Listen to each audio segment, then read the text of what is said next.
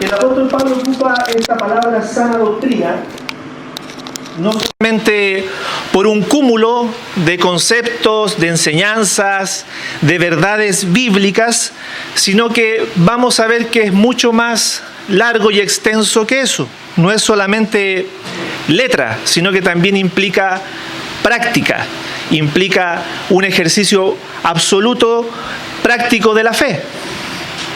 ¿Y qué significa esta palabra sana doctrina? Significa, para poder tener un espectro más amplio, significa una enseñanza pura, una enseñanza bien entregada, un buen fundamento, una enseñanza en definitiva que es sana y pura en esencia. Y el apóstol Pablo siente el deseo, siente la carga porque Tito está fundando iglesias en el sector de Creta y necesita darle estas advertencias a Tito, advertencias al ministerio que él está iniciando para que no cometa errores, para que no se equivoque, para que en los próximos años del ministerio de este hermano en la fe, de este hijo en la fe, no sufra tanto, no tenga tantos problemas, no sea víctima de aquellos que tratan de irse en contra de la fe y que el fundamento que se ha puesto en este ministerio que está comenzando en distintas iglesias sea bien fundado. Y bien haríamos nosotros en estar atentos, en estar apercibidos, en ser diligentes en lo que el apóstol Pablo le quiere decir a Tito porque tiene plena vigencia para el día de hoy a nosotros. Y quiero que ahí en Tito abran, no creo que sean muchas hojas, ¿cierto? Ahí en Tito, capítulo 1, vamos a partir del verso 15 y continuaremos con el capítulo 2 en algunos versículos posteriores. Leeremos la sección del capítulo 1, ¿cierto? Desde el verso 15 hasta el capítulo 2, verso 15. Leemos en el nombre del Señor. Todas las cosas son puras para los puros, mas para los corrompidos e incrédulos nada les es puro, pues hasta su mente y su conciencia están corrompidas. Profesan conocer a Dios, pero con los hechos lo niegan, siendo abominables y rebeldes, reprobados en cuanto a toda buena obra. Pero tú, habla lo que está de acuerdo con la sana doctrina. Que los ancianos sean sobrios, serios, prudentes, sanos en la fe, en el amor, en la paciencia. Las ancianas asimismo sean reverentes en su porte, no calumniadoras, no esclavas del vino, maestras del bien. Que enseñe a las mujeres jóvenes a amar a sus maridos y a sus hijos, a ser prudentes, castas, cuidadosas de su casa, buenas, sujetas a sus maridos, para que la palabra de Dios no sea blasfemada. Exhorta asimismo a los jóvenes a que sean prudentes, presentándote tú en todo como ejemplo de buenas obras, en la enseñanza, mostrando integridad, seriedad, palabra sana y irreprochable, de modo que el adversario se avergüence y no tenga nada malo que decir de vosotros. Exhorta a los siervos a que se sujeten a sus amos, que agraden en todo, que no sean respondones, no defraudando, sino mostrándose fieles en todo, para que en todo adornen la doctrina de Dios nuestro Salvador. Porque la gracia de Dios se ha manifestado para salvación a todos los hombres, enseñándonos que, renunciando a la impiedad y a los deseos mundanos, vivamos en este siglo sobria, justa y piadosamente, aguardando la esperanza bienaventurada y la manifestación gloriosa de nuestro gran Dios y Salvador Jesucristo, quien se dio a sí mismo por nosotros para redimirnos de toda iniquidad y purificar para sí un pueblo propio, celoso de buenas obras. Esto habla y exhorta y reprende con toda autoridad, nadie te menosprecie. Oremos. Padre, le damos gracias por este momento en que podemos abrir su palabra, consciente, Señor, que ella siempre nos desafía, nos encarrila, Señor, si es que estamos un poco desviados. Ayúdanos, Señor, a entenderla, a comprenderla, pero por sobre todas las cosas, Señor, a ponerla por práctica y por obra en nuestras vidas. Te pedimos esto, Señor, en el nombre de Jesús. Amén. Casi leo toda la carta, hermanos, pero sí es una sección importante y es una advertencia, es una especie de invitación que le hace el apóstol Pablo a Tito a que tenga ciertos cuidados porque estamos rodeados en ese contexto en el que se encuentra este hermano. Está rodeado de falsos maestros, de falsas enseñanzas, pero por sobre todas las cosas está rodeado de personas que dicen conocer a Dios, pero no practican como si conocieran realmente a Dios. Dice en el verso 15 que todas las cosas son puras para los puros, mas para los corrompidos e incrédulos nada les es puro, pues hasta su mente y conciencia están corrompidas. Primeramente se refiere a aquellos que están constantemente en contra de la fe, en contra del evangelio, en contra de la verdad que está siendo predicada en el sector donde Tito desarrolla su ministerio. Es difícil el contexto en el cual se encuentra, porque el ataque al evangelio es permanente, el ataque a la verdad bíblica es permanente y no fue distinto en los primeros siglos, en los primeros años de la iglesia. En el verso 16 dice, profesan conocer a Dios, pero con los hechos lo niegan. En palabras muy sencillas y coloquiales, habla de personas que son hipócritas. Habla de personas que hablan y dicen conocer a Dios, pero que en la realidad lo están negando en su vida práctica, en su vida diaria. Siendo abominables y rebeldes, reprobados en cuanto a toda buena obra. Esto es una palabra fuerte. Es una palabra que sin duda para aquellos receptores de esta carta es un término y un concepto fuerte el que el apóstol Pablo ocupa. Nada les es puro. Profesan, dicen conocer a Dios, lo anuncian en las azoteas, pero realmente al final del día, al final de la noche, al final de la jornada, realmente no creen en Él. Con sus hechos, con su vida diaria, lo niegan. Pero aquí es donde el apóstol da el giro y le dice, Tito, mira, tú no puedes ser como ellos. Tú no debes ser como ellos. Estos hombres que niegan la verdad con sus hechos están ahí. Míralos, obsérvalos. Tú no seas como ellos. Pero tú, le dice el apóstol Pablo, habla lo que está de acuerdo con la sana doctrina. Ya hablamos un poco de qué se trataba este concepto. Pero el apóstol Pablo lo que le quiere decir a Tito es que mire la vida de aquellos que se dicen profesar conocer a Dios. Se dicen profesar conocerle, vivir una relación con Él, pero en realidad lo niegan con sus hechos. Tú no debes ser así, Tito. Tú no debes seguir ese ejemplo. El apóstol marca el paso por donde Tito debe desarrollarse, por donde él debe caminar. Recuerdo las palabras del apóstol Pedro cuando dice ahí en Primera de Pedro 2:2 que debemos desear la leche espiritual no adulterada. Si bien en el contexto de Pedro él habla de la palabra de Dios, de la Escritura, debemos desear que nuestra enseñanza, que cuando nos ponemos a los pies de la palabra sea una enseñanza pura, no adulterada. Y esto es lo mismo que le dice el apóstol Pablo en cierta medida a Tito. Pero tú habla lo que está de acuerdo con la sana doctrina. Y bueno, ¿qué es lo que es la sana doctrina? Generalmente el apóstol Pablo hace grandes declaraciones de enseñanza, grandes declaraciones rimbombantes, teológicas, pero siempre nos lleva a lo práctico.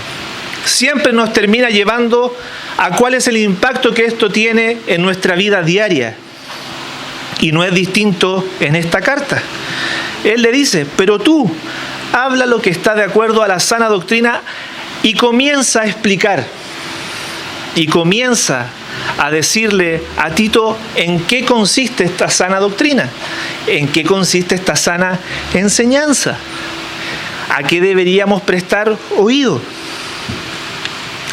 Y comienza a explicarle. En el versículo 2 comienza diciendo que los ancianos sean sobrios, serios, prudentes en la fe, en el amor, en la paciencia. Las ancianas asimismo sean reverentes en su porte, no calumniadoras, no esclavas del vino, maestras del bien. Y termina esa pequeña sección diciendo que enseñen a las mujeres jóvenes a amar a sus maridos y a sus hijos, a ser prudentes, castas, cuidadosas de su casa, buenas, sujetas a sus maridos, para que la palabra de Dios no sea blasfemada. Esta primera indicación es para cuando ocupa la palabra ancianos, no está hablando en categoría de liderazgo en la iglesia, sino que habla a aquellos que ya tienen un poquito más de edad. No quería ocupar ese término, hermana, pero son los que ya se jubilaron, ya están como jubilados, entrando a jubilarse, ¿cierto? Tanto hombres como mujeres. Les dice, ancianos, sean sobrios, serios, prudentes. Son términos que por sí mismos, por lo práctico de lo que está escribiendo el apóstol, nos queda plenamente claro a lo que se está refiriendo, a que seamos sobrios, serios, prudentes, sanos en la fe. Las ancianas sean reverentes en su porte. En su porte, esto significa, o lo que quiere decir el original, que sean sanas y reverentes en su forma de expresarse, en su forma de comunicarse con los demás. No calumniadoras. No calumniadoras, eso es una fuerte palabra, hermanos. No calumniadoras. Malamente se conoce el concepto del centro de madres, ¿cierto? Por todo lo que implica eso, ¿cierto? Eso no debe estar en la iglesia. La enseñanza es que debemos ser, las ancianas no deben ser calumniadoras, no esclavas del vino. Yo me imagino que el apóstol Pablo debe haber tratado muchas veces con mujeres que tenían problemas con el vino. Maestras del bien. Lo más importante que estas ancianas deben hacer a sí mismos es enseñar a otras mujeres. Es enseñar a las que vienen por ahí, por abajito. Las que están mirando, haciendo su vista para casarse, o ya están casadas y están empezando a criar hijos. Tienen experiencia de sobra ustedes, hermanas. Tanto los ancianos como las ancianas tienen experiencia de sobra de decirnos: miren, nosotros criamos a los hijos de esta forma, de esta manera. Bien haríamos en escuchar, bien haríamos en prestar atención a lo que ustedes ya han realizado, ya han hecho con una labor tan esmerada. Las ancianas deben cumplir esa labor. Que enseñen a las mujeres más jóvenes a amar a sus maridos y a sus hijos. A ser prudentes, castas, dice el verso 5, cuidadosas de su casa, buenas, sujetas a sus maridos, para que la palabra de Dios no sea blasfemada. Sabemos que el apóstol muchas veces tuvo que tratar con matrimonios en los cuales uno solamente era cristiano o una solamente era cristiana, y el testimonio que esa persona daba en su hogar era significativo para el día en que esa persona pudiese conocer a Cristo, aquel cónyuge que no conoce al Señor. Debemos ser ejemplo, hermanos. Debemos ser ejemplo en nuestra familia, en nuestras familias que no conocen al Señor. Porque nuestro testimonio adorna la doctrina de Dios, adorna la doctrina de Cristo. El testimonio son como aquellas joyas, perlas preciosas que adornan lo que decimos. Si decimos que amamos al prójimo, pero no tenemos ningún hecho en la realidad que compruebe eso, somos un címbalo que retiñe. No hay verdaderamente amor. Entonces, el llamado a aquel grupo, a aquel segmento de personas dentro de la iglesia que son los ancianos y las ancianas, tienen un rol importante, tienen un rol fundamental. Y ustedes que han vivido más tiempo que nosotros, a veces medio siglo más, a veces 30 años más, 40 años más que uno, porque yo soy relativamente joven, tienen mucho que entregar. Tienen mucho que entregar, y los jóvenes, los que estamos más abajo, tenemos que prestar oído. Tenemos que buscar un buen consejo. Tenemos que buscar aquella sabiduría un poco ancestral, ¿cierto?, que solamente ustedes poseen. Debemos prestar oído a aquello. Esto es una parte importante de aquella sana enseñanza en la cual vidas transformadas por el Evangelio, vidas transformadas por la palabra de Dios son una potencia para poder aconsejar y guiar a otros. Después pasa a otro segmento, a otro grupo de personas. Pasa a los jóvenes en el verso 6 y les dice: exhorta a sí mismo a los jóvenes que sean prudentes. Yo me considero en este grupo, porque no sé, no hay una especificación de cuál es el segmento de edad de estos jóvenes. Pero prefiero considerarme porque es buena la recomendación que da. A que debemos ser prudentes. Si me acompañan a 1 de Pedro 5:5.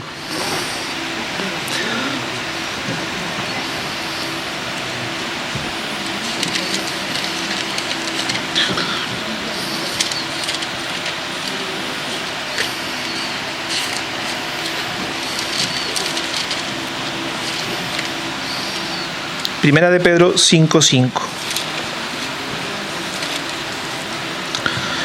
Igualmente, jóvenes, estad sujetos a los ancianos y todos sumisos unos a otros, revestidos de humildad, porque Dios resiste a los soberbios y da gracia a los humildes. Una de las virtudes, o no llamarlo virtudes, una de las falencias más grandes de la juventud el día de hoy es que primeramente no escucha a sus ancianos, y segundo, a todo tipo de autoridad que exista cuesta, es como sostener un jabón, uno los trata de apretar un poquito y se resbalan, ¿cierto? El llamado del apóstol a que Tito trabaje arduamente es que exhorte a los jóvenes a que sean prudentes. Muchas veces la juventud nos juega malas pasadas, nos juega quizás los mejores tiempos de nuestra vida y a la vez, o muchas veces, los peores tiempos de nuestra vida por las malas decisiones que tomamos. Entonces, qué bueno sería exhortar a los jóvenes, decirle a los jóvenes que deben ser prudentes en todo su caminar, en todo su andar, porque no sabemos si producto de nuestras malas decisiones sembraremos tristeza, sembraremos angustia, y más allá de eso traeremos pena, tristeza a nuestros padres. En 2 de Timoteo 2:22, si me acompañan, 2 de Timoteo 2:22.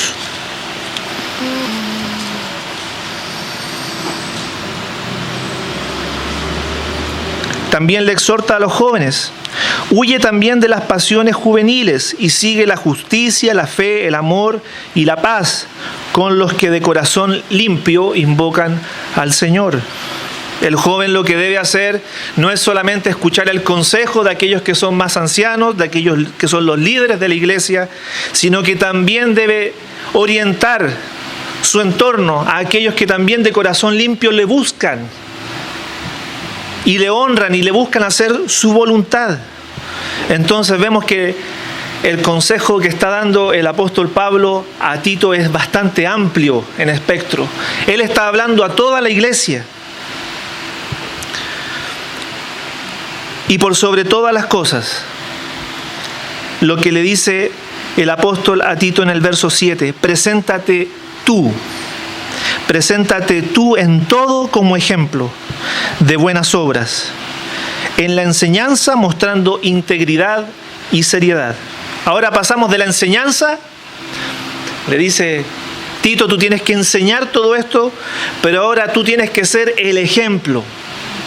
Tú debes ser aquel ejemplo en el cual digan, oh, me acaba de decir esto, pero también lo hace, y lo ven, y lo observan. Entonces ellos pueden decir, perfecto, la persona que me está enseñando esto también lo vive. Lo puedo hacer yo también.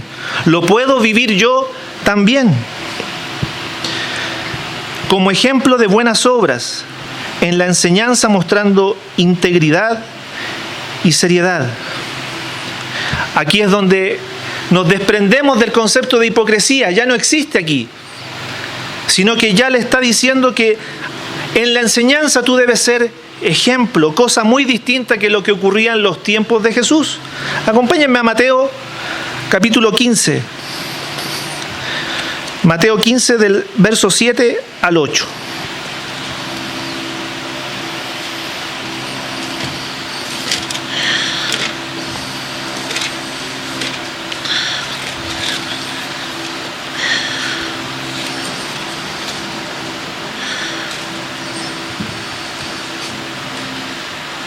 Aquí el Señor habla con los fariseos. En las tantas veces que los fariseos buscaron tentarle para que dijera algo que contraviniera la ley o cualquier motivo para hacerle tropezar, el Señor les dice en el verso 7 y 8, hipócritas, bien profetizó de vosotros Isaías cuando dijo, este pueblo de labios me honra, mas su corazón está lejos de mí. Y no sé si usted ha escuchado anteriormente de dónde proviene este concepto hipócrita. Proviene de los antiguos coliseos romanos donde hacían expresiones teatrales y muchas veces ocupaban máscaras para interpretar los personajes de aquellas obras. Bueno, qué término tan apropiado, ¿cierto?, para ocupar esa palabra y decirle a los fariseos de aquel tiempo hipócritas. Pero no seamos tan duros con los fariseos de aquel tiempo. Nosotros también muchas veces hemos pecado de tener puestas estas caretas, de tener puestas estas coberturas en la cara, mostrando lo que no somos, mostrando una apariencia de piedad, donde realmente el Señor todavía no ha tratado y donde el Señor todavía no nos ha transformado. Que el Señor nos ayude a sacarnos esas caretas, a sacarnos esa hipocresía que puede estar quedando en nuestro corazón. Puede estar quedando algo de eso. O cuando muchas veces decimos, aunque no es el propósito del texto, ¿cierto? ¿Cómo está, hermano?, le preguntamos. Súper bien. Pero por dentro el hermano se está muriendo. Es un comportamiento humano casi innato el tratar de ocultar nuestra realidad, sea mala o muchas veces sea buena, como que la ocultamos. Que el Señor nos ayude a sacarnos esas caretas, más aún entre nosotros mismos, porque muchas veces hay necesidad, muchas veces hay angustia, muchas veces hay dolor que necesitamos compartir los unos con los otros. Entonces el apóstol le da estas indicaciones a Tito para que trabaje también con los jóvenes, que no se despreocupe de ellos, porque ellos también son guiados por todo viento, ¿cierto? Es fácil que un joven se distraiga, es fácil que un joven pierda el sentido, es fácil que un joven rápidamente pierda el rumbo en su vida. Bien haríamos en exhortarles, en estar junto a ellos, pero también jóvenes, los que estén aquí presentes, deben escuchar, deben prestar oído y atención a aquellos que tienen algo que decirles. Y más aún, tienen que disponer su corazón para compartir con aquellos que también de corazón puro aman al Señor. Entonces el apóstol le dice a Tito, palabra sana, en el verso 8, palabra sana e irreprochable es esta que él le está entregando. es sana e irreprochable, de modo que el adversario se avergüence y no tenga nada malo que decir de vosotros. Esta palabra adversario no habla específicamente de Satanás o del diablo o del enemigo de nuestras almas, sino que habla de forma genérica contra todo aquel que está en contra de la palabra de Dios. Y están a la orden del día ellos, hermanos. El adversario en general y también Satanás está a la orden del día para enrostrarnos aquellas cosas que como cristianos no hacemos. Entonces, la advertencia del apóstol cobra vida, cobra vigencia para decirnos, exhortarnos, animarnos a que debemos estar pendientes, debemos estar atentos, a no darle ningún espacio al enemigo para que hable mal de nosotros. Ahora pasa el apóstol a hablar de los siervos. Si lo pudiéramos tirar a un símil de esta época, a los trabajadores, a los que están en servicio de un amo terrenal, de un jefe, de un patrón. Exhorta a los siervos a que se sujeten a sus amos, que agraden en todo, que no sean respondones. Sabemos que esta palabra siervo en ese tiempo implicaba específicamente a aquellos que eran esclavos en su tiempo. Y es un término que aún traerlo a esta época cuesta un poco, pero realmente todos estamos bajo autoridad, ya sea en nuestro trabajo, ya sea en la iglesia, hacia nuestros pastores. Pero lo que exhorta aquí el apóstol es a aquellos que están desempeñando una labor afuera de las paredes de la iglesia. Debemos ser sujetos, que agraden en todo. Debemos agradar a nuestros jefes, no llevarles el cafecito, necesariamente, no tenerles la manzanita ahí cuando lleguen a la oficina, sino que agradarles, si nos piden algo, responder. No seamos respondones, comportémonos adecuadamente como hijos de Dios hacia nuestros amos terrenales, hacia nuestros patrones. No defraudando, o sea, no engañando a aquellos que nos han dado la oportunidad de trabajar, porque de Dios mismo ha salido esa fuente de trabajo para nuestras vidas. No defraudando, sino mostrándose fieles en todo, para que en todo adornen la doctrina de Dios, nuestro Salvador. Como les decía hace un rato atrás, nuestro testimonio adorna la enseñanza, la doctrina del Señor. Nuestro testimonio muchas veces habla por sí mismo. Ni siquiera, a ver, no sé si a ustedes les ha pasado. A veces nos dicen, a mí pocas veces, pero yo sé que a algunos de ustedes a lo mejor les ha sucedido más. Tú tienes algo distinto, te dice. Hay algo distinto en usted. Pucha, teniendo la oportunidad de hacer esto, hizo esto otro. Se porta bien, es educado, nunca dice un garabato. ¿Les ha pasado eso, no? Ahora, si le han escuchado decir un garabato, hermano, pídale perdón al Señor. Pero el testimonio habla. El testimonio dice muchas cosas. La conducta dice demasiado de una persona. Uno puede inferir y decir, no, debe tener problemas en la casa, tiene muchas dificultades, por eso actúa de esta manera. O no, anda deprimida, debe pasarle quizás qué cosa. Uno infiere cosas por la forma en que las personas actúan, por la forma en que las personas se desarrollan y conviven con los demás. Entonces, ¿cuánto más nosotros, que tenemos el Evangelio de Jesucristo, que hemos venido de las tinieblas a su luz, nosotros no vamos a estar contentos, felices, honrando a aquel Rey que nos compró con su sangre? Debemos sentir este llamado como que Dios lo hace hoy, ahora, a nosotros, no solamente en la época del apóstol Pablo. Después continúa en el verso 10, no defraudando, sino mostrándose fieles en todo, para que en todo adornen la doctrina de Dios nuestro Salvador. Verso 11, porque la gracia de Dios se ha manifestado para salvación a todos los hombres.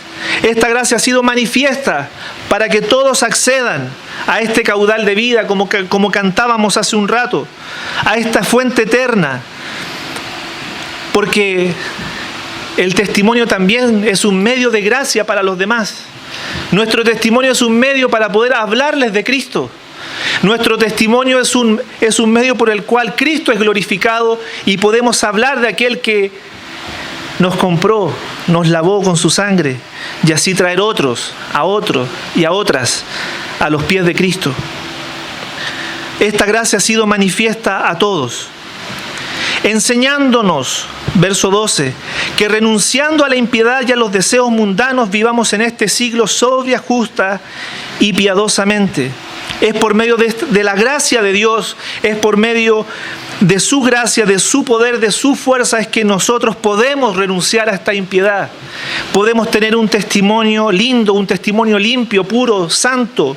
Es por la gracia de Dios, no es por nuestras fuerzas, hermanos. Y aquí es donde el apóstol es claro, es preciso, que si hay alguna renuncia a la impiedad y a los deseos mundanos, a los deseos de la carne, y si podemos vivir sobria y justa y piadosamente, es por su gracia, es por su poder que opera en nosotros, que actúa en nosotros.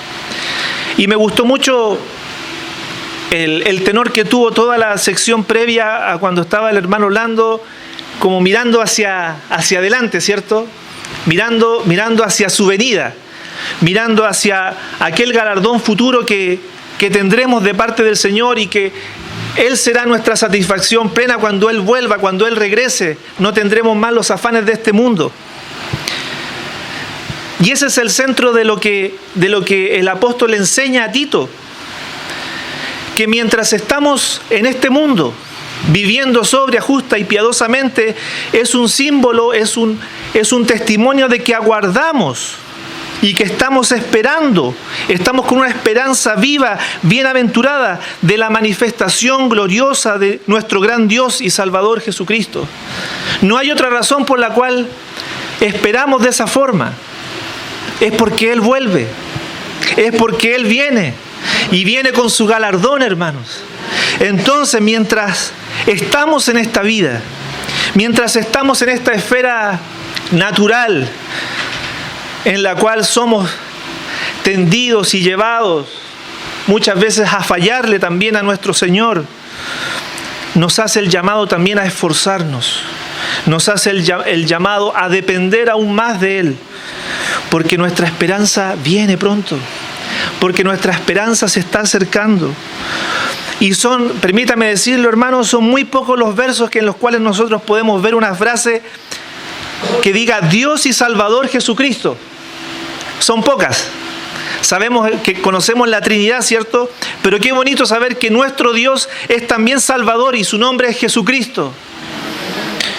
No hay otro medio, hermanos. No hay otro medio, no hay otro mediador para los hombres en el cual nosotros podamos ser salvos, y es a través solamente de Jesucristo. Entonces, ¿cómo viviremos esta vida? Porque pareciera en un comienzo que solamente el apóstol estuvo dando un decálogo de buena conducta. Pareciera que solamente dio un listado de moralina. Pero no es eso lo que nos está dando el apóstol. El apóstol nos está diciendo, si estamos realmente esperando a Cristo, bueno, aguardemos, vivamos justa y piadosamente, porque Él va a volver. Y ese es el motivo de nuestra esperanza, hermanos. Vana es nuestra fe si Cristo no resucitó, dice el apóstol en otro libro. Vana es nuestra fe. Somos los más dignos de vergüenza, somos los más dignos de conmiseración, somos los más dignos de sentirnos despojados. Pero aguardamos porque sabemos que Él vuelve. Sabemos que Él vuelve y su galardón con Él, como dice el libro de Apocalipsis. Y ese día seremos hechos a semejanza de Él. Seremos hechos a semejanza de Él, y el decálogo que nos da el apóstol Pablo se hará realidad en nuestros corazones de forma plena. No tendremos que seguir luchando. No tendremos que seguir batallando por amar al hermano. No tendremos que seguir batallando por someternos a nuestros padres. No tendremos que seguir batallándonos por amar perfectamente a Dios, porque ese día Dios habrá terminado su obra en nosotros. y seremos hechos a la misma imagen de aquel que nos amó y se entregó por nosotros. Entonces, ¿qué haremos, hermanos? Cuando vemos lo que el apóstol le pide a Tito que enseñe, muchas veces lo miramos y decimos que estamos cortos, estamos faltos. Señor, ayúdanos. Ayúdanos a ser esa iglesia que tú quieres que seamos. Señor, ayúdanos a que dependamos los unos de los otros, siendo personas llenas del Espíritu Santo, como dice el libro de Efesios. Ayúdanos, Señor, a poder someternos, teniendo de al lado como superior a mí, como superior al otro. Ayúdanos, Señor. Entonces, como dice el verso 13, aguardando la esperanza bienaventurada y la manifestación gloriosa de nuestro gran Dios y Salvador Jesucristo, quien se dio a sí mismo por nosotros para redimirnos de toda iniquidad y purificar para sí un pueblo propio, celoso de buenas obras. ¿Se dan cuenta, hermanos? Que las buenas obras no son solamente un decálogo de buena conducta, es el sinónimo, es el reflejo de personas que han tenido una relación con Él, de que dependen de Él, de que velan por ese momento en el cual el Señor ese momento en el cual el Señor viene. No solamente nos enseña a renunciar a las cosas malas, a las obras malas. Por la gracia de Dios también somos capacitados para vivir como Dios quiere que vivamos. Y se me vino a la memoria mientras estaba preparando esto, lo que el Señor explica ahí en Mateo 25. Si me acompañan, Mateo capítulo 25.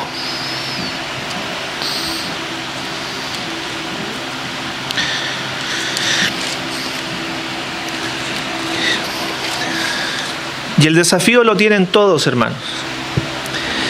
Desde el más anciano hasta el más pequeño en la iglesia. Todos tenemos el desafío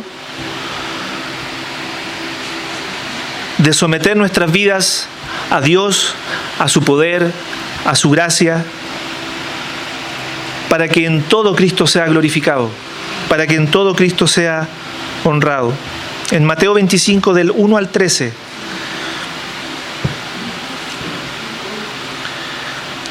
entonces el reino de los cielos será semejante a 10 vírgenes, que tomando sus lámparas salieron a recibir al esposo. 5 de ellas eran prudentes y 5 insensatas. Las insensatas, tomando sus lámparas, no tomaron consigo aceite, mas las prudentes tomaron aceite en sus vasijas, juntamente con sus lámparas, y tardándose el esposo, cabecearon todas y se durmieron. Y a la medianoche se oyó un clamor: «Aquí viene el esposo, salid a recibirle». Entonces todas aquellas vírgenes se levantaron y arreglaron sus lámparas. Y las insensatas dijeron a las prudentes: «Dadnos vuestro aceite, porque vuestras lámparas se apagan».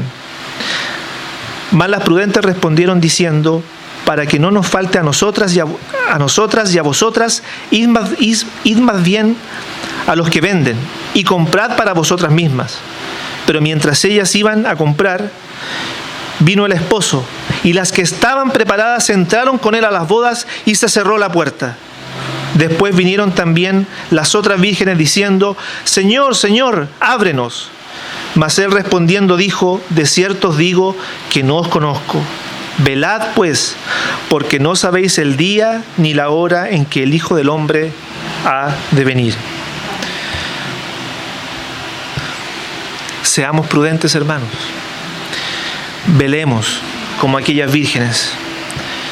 Velemos porque la esperanza de aquella bienaventuranza de su retorno es inminente.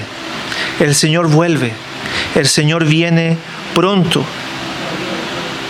¿Y qué haremos nosotros? ¿Qué haremos nosotros, hermanos? ¿Seremos como aquellos hipócritas que dicen conocer a Dios, pero que con sus hechos lo niegan?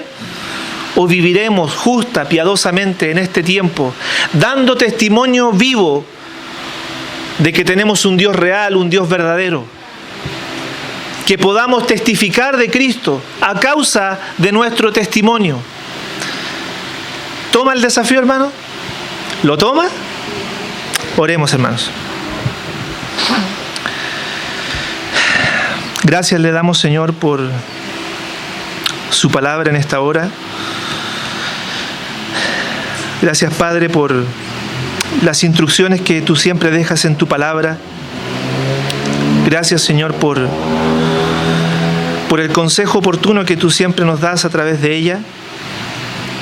Y le pedimos, Señor, que todas aquellas instrucciones que se le entregaron a nuestro hermano en la fe, a Tito, Señor, sean también vigentes para nosotros hoy, para vivir por ellas, Señor. Ayúdenos, Señor, a saber que no hay motivo, no hay razón, Señor, por la cual tengamos un buen testimonio más que por glorificar su santo nombre. A que es por su gracia, Señor, que usted nos capacita para obrar como usted desea que obremos, Señor. Ayúdenos, Padre, a que nuestras vidas sean un reflejo pleno, Señor, de que usted está en nosotros, de que usted mora en nosotros, de que usted vive en nosotros y de que le amamos con todo el corazón.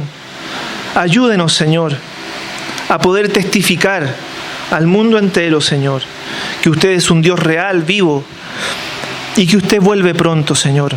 Ayúdenos, Señor, a velar por aquellas cosas, Señor, en las cuales le fallamos, Señor.